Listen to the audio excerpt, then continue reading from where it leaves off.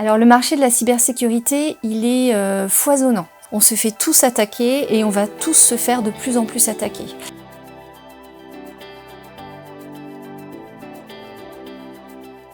Qu'est-ce qu'une cyberattaque et qu'est-ce que la cybersécurité? Eh bien, la cyberattaque, en fait, c'est tout ce qui va être action malveillante qui utilise des outils numériques pour mettre en péril des entreprises, voire même des particuliers. Et donc, la cybersécurité, c'est tous les moyens d'organisation ou techniques qu'on va mettre en place pour protéger les intérêts des entreprises comme des particuliers. Je suis chef d'entreprise, mais aussi au quotidien, je suis consultant en cybersécurité. Et j'apporte de l'assistance, du conseil à des entreprises, à des structures, des collectivités pour s'assurer de leur résilience face aux menaces qui aujourd'hui sont assez courantes dans le monde numérique. J'ai passé un BEP comptabilité, parce qu'à l'époque le BEP existait encore. Un bac, alors aujourd'hui c'est le STMG, à l'époque c'était un bac G2.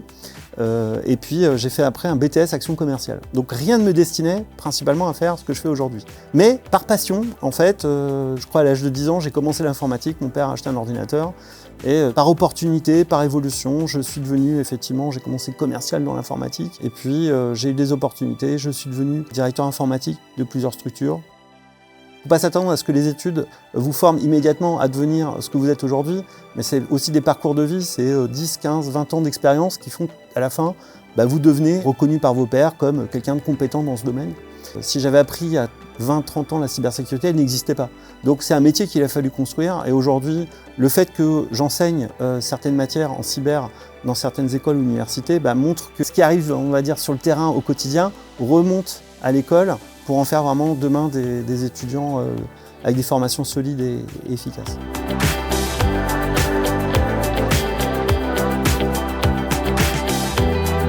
Mon rôle dans la gendarmerie, c'est d'être technicien des systèmes d'information et de communication de la gendarmerie, c'est-à-dire essentiellement assurer le maintien en condition opérationnelle des différents systèmes de communication qu'on peut être amené à utiliser, à mettre en place. Ça va être aussi au niveau cybersécurité, aussi bien la prévention que tout ce qui se passe avant la crise, pendant et après. On a aussi différents domaines comme de la téléphonie analogique et numérique, de la criminalistique, donc en tant que correspondant NTech. Dans mon cas, je suis télépilote de drone également. Au quotidien, il est rare que 2 journées s'enchaînent de la même manière. Je me suis orienté vers la gendarmerie par la voie du concours sous-officier immédiatement après mon bac. J'ai donc fait mon école de sous-officier, ensuite je suis parti en gendarmerie mobile pendant une quinzaine d'années, un peu aux 4 coins du territoire, également en Outre-mer. J'ai fait différents stages qui m'ont permis de me spécialiser. En Nouvelle-Calédonie, un renfort dans une unité SIC. C'est ça qui m'a donné peut-être un peu plus envie d'intégrer vraiment la spécialité. Et j'ai vu qu'après, dans mon métier, je pouvais aussi concrétiser cette appétence pour le monde du numérique dans mon métier, donc je me suis tourné assez naturellement. J'ai passé un concours en interne qui m'a permis donc d'aller faire une école de spécialité pour devenir technicien SIC. C'est un cursus au total qui dure 2 ans. Là, je sors d'une formation universitaire, un DU en cyberdéfense. Ça pourrait me permettre de passer un diplôme de niveau Master 2, spécialiste en cyberdéfense. Au final, c'est un peu comme si j'avais changé de métier, tout en restant toujours dans la même institution, donc c'est-à-dire en gardant tout le cadre, les valeurs et les choses qui m'ont attiré initialement pour la gendarmerie.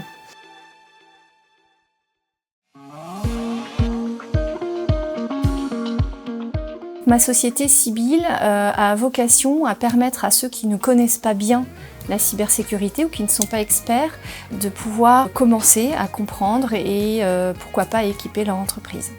Ma fonction, elle n'est pas tellement déterminée dans une entreprise qu'on crée. Je crois qu'au début, on fait un peu de tout. Je vais m'occuper de la compta, je vais m'occuper du recrutement, je vais m'occuper d'organiser nos déplacements, je vais faire des mails commerciaux. Je crois que c'est le métier le plus complet de créer une entreprise. On touche à tout, il faut être prêt à ça d'ailleurs. J'étais une étudiante qui ne savait pas du tout ce qu'elle allait faire, mais pas du tout. J'ai fait donc un bac L et puis ensuite j'ai choisi une voie généraliste en me disant que ça n'allait pas être perdu, donc j'ai fait une maîtrise en droit des affaires. J'ai passé un concours pour faire un master, un premier master 2 en administration des entreprises qui était très généraliste. Et durant ce master 2, j'ai fait un stage dans un cabinet de recrutement, donc j'ai découvert le recrutement.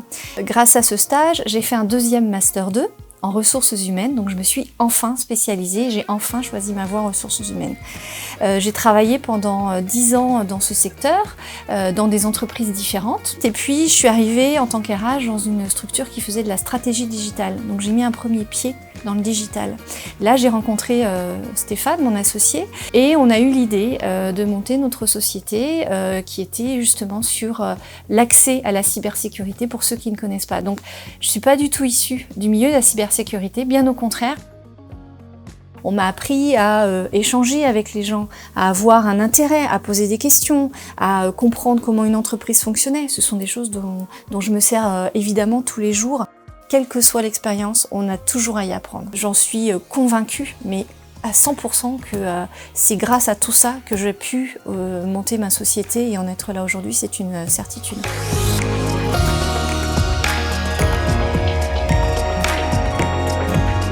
Aujourd'hui, je dirige une petite entreprise et c'est une entreprise qui fait à la fois de la conception, de l'édition et de l'animation de serious game en anglais ou jeux sérieux en français. Ce sont de vrais jeux, c'est-à-dire ce sont des jeux qui permettent vraiment de passer un moment de jeu, mais qui permettent aussi de découvrir un sujet qu'on ne connaît pas et donc d'apprendre des choses qu'on ne connaît pas. On aide les entreprises à trouver des moyens de former leurs collaborateurs avec des moyens plus ludiques, plus sympathiques, plus engageants aussi.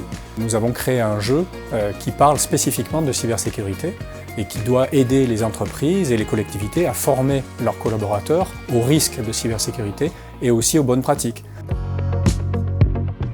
Quand j'étais jeune, j'adorais jouer, j'aimais les jeux de rôle, les jeux de société, donc j'ai toujours eu cet attrait pour les jeux de société, mais je n'ai jamais pensé que je pouvais en faire un métier. Après le bac, j'ai fait une classe préparatoire et ensuite je suis rentré en école de commerce. Donc j'ai obtenu un diplôme d'école de commerce, spécialisation marketing. Mais après avoir travaillé pendant une dizaine d'années, je me suis rendu compte que j'avais besoin de découvrir autre chose et donc je me suis inscrit dans un nouveau master en système d'information, ce qui m'a permis du coup de réorienter ma carrière au bout d'une dizaine d'années. Mais quand je suis devenu créateur d'entreprise dans le domaine des serious games, je n'ai pas suivi de formation spécifique. En fait, j'ai simplement réutilisé des compétences que j'avais acquises pendant toute ma carrière professionnelle, d'engager de la relation avec les clients, de comprendre leurs problématiques, d'analyser ou de concevoir. Ça, c'est des choses que j'ai développées en faisant des systèmes d'information et que je peux réutiliser aujourd'hui pour concevoir des jeux. La persévérance. Challenge. La curiosité. Créativité.